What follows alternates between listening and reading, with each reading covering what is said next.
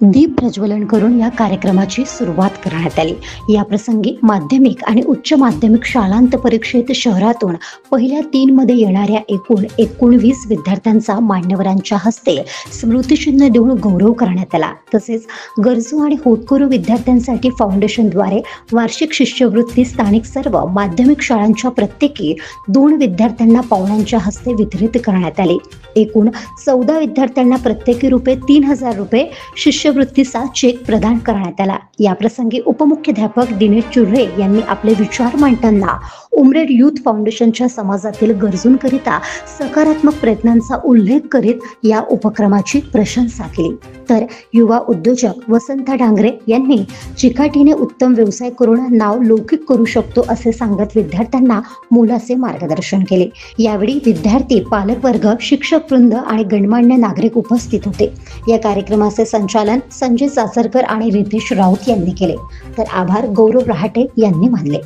या कार्यक्रमाच्या यशस्वीतेसाठी सौरभ गुगडे, प्रांजल डहाके, मुकेश गौतम, विलास रायपूरकर, आशिष वंजारी, स्वप्नील गवडी, अक्षय श्रीखंडे, उज्ज्वल चिंदमवार आदींनी सहकार्य केले। महादर्पण न्यूजकरिता भूपेश पाठराबे, उमरेड। नुकतंच उमरेड शहरामध्ये उमरेड यूथ फाउंडेशनच्या वतीने शिष्यवृत्ती वितरण आणि गुणवंतांचा सत्कार समारंभ पार पडला। या कार्यक्रमात 10वी आणि 12वी पुढील उच्च शिक्षणासाठी महत्त्वाची पायरी आहे। लक्ष्य निर्धारण करून मेहनतीने आणि चिकाटीने आपला शैक्षणिक विकास साधता येईल आणि यश मिळविता येईल असा मौलिक संदेश उमरेड यूथ फाउंडेशनच्या वतीने आयोजित वार्षिक शिष्यवृत्ती वितरण आणि गुणवंत विद्यार्थी सत्कार समारंभात प्राध्यापक आरतीताई खेवले यांनी केले।